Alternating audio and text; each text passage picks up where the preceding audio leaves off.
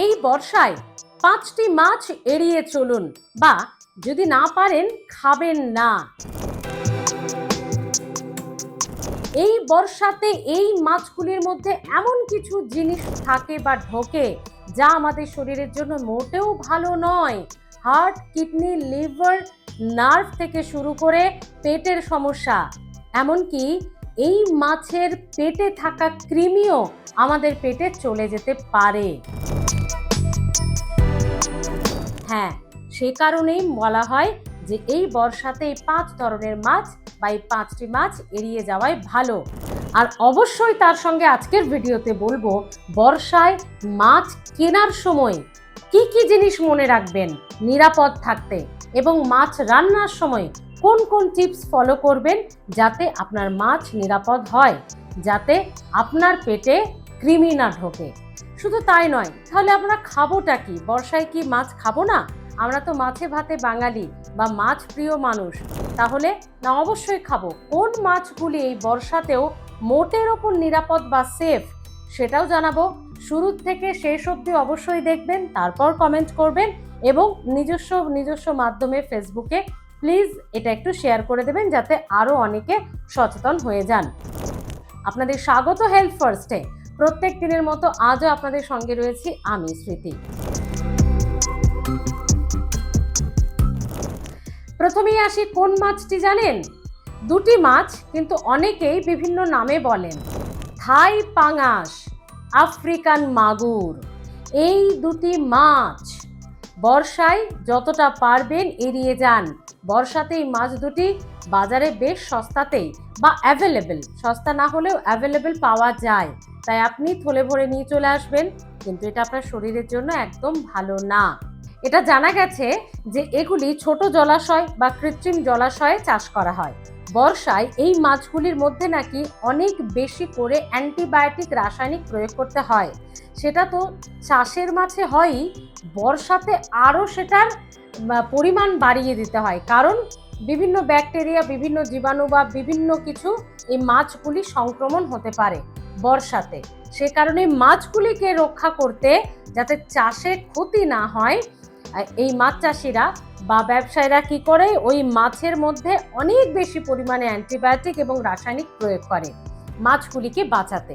এবার আপনি ভাবুন, এমনিতেই তো চাষের মাছ খাওয়া খারাপ, তারপরে আবার বর্ষাতে যদি আরও বেশি পরিমাণের অ্যান্টিবায়োটিক রাসায়নিক হয়, তাহলে আপনি কি খাচ্ছেন? এতে কি হয় জানেন? শরীরে এফেক্ট কি হয়? চিকিৎসক মহল বলছে এতে অ্যান্টিবায়োটিক রেজিস্ট্যান্স হয়ে যায় শরীরে। যে কোনো রোগের অ্যান্টিবায়োটিক ওষুধ আপনার শরীরে আর কাজ করবে না। তাহলে ভাবুন তো আপনি রোগের সাথে লড়াই করবেন কিভাবে? এটি লিভার এবং কিডনির জন্য মারাত্মক ক্ষতি। তাই বন্ধুরা, বিশেষজ্ঞরা বলছেন এই মাছ দুটি বর্ষাতে এড়িয়ে চলুন। এর পরের মাছগুলো ভালো করে বুঝে নিন, আপনি চেনেন, আপনি জানেন, খানও। সেটা হলো মিঠা পানির মাছ, রুই, কাতলা, মৃগেল এবং ক্যাটফিশ, যেগুলো আমাদের খুব চেনা, বোয়াল, শোল। এই সমস্ত মাছগুলো বর্ষাতে বিশেষজ্ঞরা বলছেন এড়িয়ে যাওয়াই ভালো। কারণটা বুঝুন ভালো করে। এগুলিকে বটম ফিডার বলা হয়, জলের তলার দিকে থাকে। আর বর্ষায় কি হয়? কারখানার বর্জ্য, নর্দমার নোংরা জল, এই দূষিত পদার্থ, সেখানকার আরও নোংরা জিনিস, সমস্ত কিছু পুকুর, নালা, নর্দমা, কারখানার বর্জ্য সব তো এক হয়ে যায়, এগুলি ওই পুকুরে গিয়ে পড়ে। এগুলো পুকুরের মাছ। এবার এরা বটম ফিডার, জলের নিচের দিকে থাকে, এবং ওই যে দূষিত পদার্থ এবং অনেক সময় ধাতু, বিভিন্ন রকম ক্ষতিকর ধাতু, সবগুলো গিয়ে যখন জলে পড়ে সেগুলো থিতিয়ে যায়, এবং সেগুলি এই জলের তলার দিকের মাছগুলি খেতে ভালোবাসে বা খেয়ে বড় হয়। তাহলে বুঝুন এবার আপনি কি খাচ্ছেন। বিশেষজ্ঞরা বলছেন এই মাছগুলি যেহেতু দূষিত পদার্থ খেয়ে বড় হচ্ছে বর্ষাকালে, যার মধ্যে বর্জ্য থেকে ধাতু সবই আছে, তাই আপনার হার্টের সমস্যা তৈরি হতে পারে, আপনার নার্ভের সমস্যা তৈরি হতে পারে। শুধু তাই নয়, মিঠা পানির এই মাছের পেটে কৃমি থাকার ঝুঁকি সব থেকে বেশি। যার ডিম ঠিকঠাক মতো রান্না না হলে, যার ডিম যদি আপনার পেটে যায়, তাহলে কি বিপদ হতে পারে সেটা আবার আপনিই বুঝতে পারছেন। তাই এড়িয়ে যাওয়াই ভালো এই ক্যাটফিশ, মিঠা পানির মাছগুলিকে, বর্ষাকালে অন্তত। পরেরটি হলো ম্যাকরেল। এখন আমাদের বাজারে কিন্তু চারিদিকেই ম্যাকরেল প্রচুর পাওয়া যায় এবং এটি বর্ষাকালে সরবরাহ তেমন থাকে না, ফলে প্রচুর দিন গুদামে থাকে এবং বর্ষার এই প্যাচপ্যাচে ওয়েদার এবং দীর্ঘদিন গুদামে থাকার জন্য, স্টোরেজ হয়ে থাকার জন্য ভেতরে ভেতরে পচন ধরে, যে মাছ শরীরের জন্য ভয়ঙ্কর বিপদ হতে পারে। তাই এই বর্ষাতে এই মাছ যতটা সম্ভব এড়িয়ে যাওয়াই ভালো। এরপর যে দুটি বলবো, অনেকে মাছ বলেন না, আবার অনেকে মাছ হিসাবেই খান। কি বলুন তো? চিংড়ি এবং কাঁকড়া অনেকের প্রিয়, দারুণ দারুণ রেসিপি হয়, কিন্তু বর্ষায় একটু এড়িয়ে চলুন। কারণ এই চিংড়ি এবং কাঁকড়াকে জলের ফিল্টার বলা হয়, কারণ এরা নিজেদের শরীরে নিজেদের ফুলকোই কি করে, ওই যে ক্ষতিকর নোংরা জিনিস, জলের ব্যাকটেরিয়া, বিভিন্ন রকম টক্সিন, দূষিত পদার্থ, এগুলো না নিজেদের শরীরে অ্যাবজর্ব করে নেয়, নিজেদের ফুলকো কানকোতে অ্যাবজর্ব করে নেয়, নিজেদের বিভিন্ন অংশে প্রাকৃতিকভাবে এরা ওই দূষিত জিনিসগুলোকে টেনে নেয়, ফলে যেগুলো এই মাছের মধ্যে ঢোকে। চিংড়ি এবং কাঁকড়া বর্ষায় বেশি খেলে ফুড পয়জনিং হতে পারে, পেটের সমস্যা দেখা দিতে পারে, পেটে তীব্র ব্যথা যন্ত্রণা হতে পারে। তাই কাঁকড়া এবং চিংড়ি মাছটা বর্ষাতে এড়িয়ে চলুন, কারণ এরা জলের ফিল্টারের কাজ করে। কিন্তু তাহলে কি কিছুই খাবো না? অনেকে নিশ্চয়ই কমেন্ট করবেন। তার আগে বলে দিই, খাবেন। পুরোপুরি নিরাপদ বলবো না, তুলনায় কম নিরাপদ গভীর সামুদ্রিক মাছ। বিশেষজ্ঞরা বলছেন বর্ষায় গভীর সমুদ্রের মাছ অবশ্যই এই মাছগুলোর থেকে অনেক বেশি নিরাপদ। পমফ্রেট, ভোলা, শঙ্কর, ভেটকি, আরও সামুদ্রিক যে মাছগুলো রয়েছে সেগুলো বর্ষায় খাওয়ার চেষ্টা করুন।